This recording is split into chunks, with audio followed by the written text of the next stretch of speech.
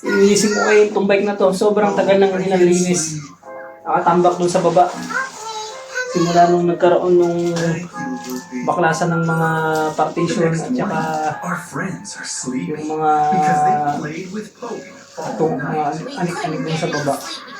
Sinatanggal nila yung mga sampay at saka yung mga bike sa ito sa may exit, fire exit, ito sa may hagdanan.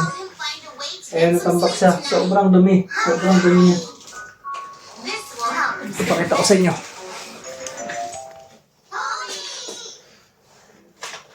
Sobra yun yung alagkabok niya, oh. Grabe. Kung alam kung marami ng gas-gas to eh. Sobra. Ay, nilinisin natin. Actually, nang ihinayang talaga ako dito na ihinayang ako event. Kaya out ko sa TV. Kasi pag sa Pilipinas, gamit na gamit to. Sigurado. I can use this one on my work better. Bye. But I don't know the shortcut. And I'm so scared. Maybe I get accident. You want me to use this one? I will use it. Me. Me, not you. I don't know. Why you don't know? I don't know. Feels like I don't like to sell this one. To sell. What do you think? Yeah, because last time you sailed your scooter. Yeah. Really. You're such a It sleepy. feels like I don't like to sell this one. Parang ayoko na siyang mabenta. Kung hindi ko rin mabibenta ng 100, huwag na lang. Sayang.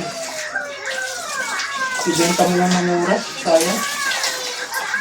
100. Ooh, that's my record. Atiya, if I will asking you, Will you please repeat it? example, this is your bike. This invention will help And you then? grow. You would rather to choose to sell this one or you rather to stay Tindakan lang yan eh. Put this on and sleep. and to use it? Nightmares I anymore. won't sell it. Sayang. Why, sayang? Go on and How much does this cost? If I will sell? Ano? Expensive. And you'll have a Yeah, Expensive. I brought like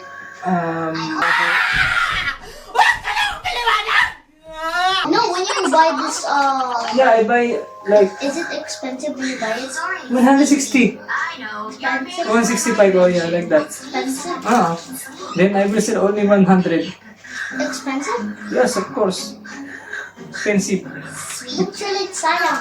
You're Sayang, wasting no? money. Eh kaso nakatambak lang dyan eh. Hindi naman nagagamit. Tapos hindi naman ako nakakalabas. Huwag mong subukan. Masisira ang buhay mo. Isa na. Ooh! Do not touch ha. You get ipik.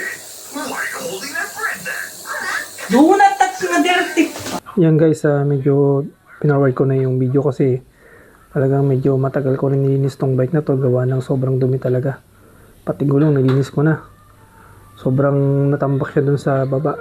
Tsaka pinagpatong-patungan siya ng mga bike. May ibang bike ng mga tenant.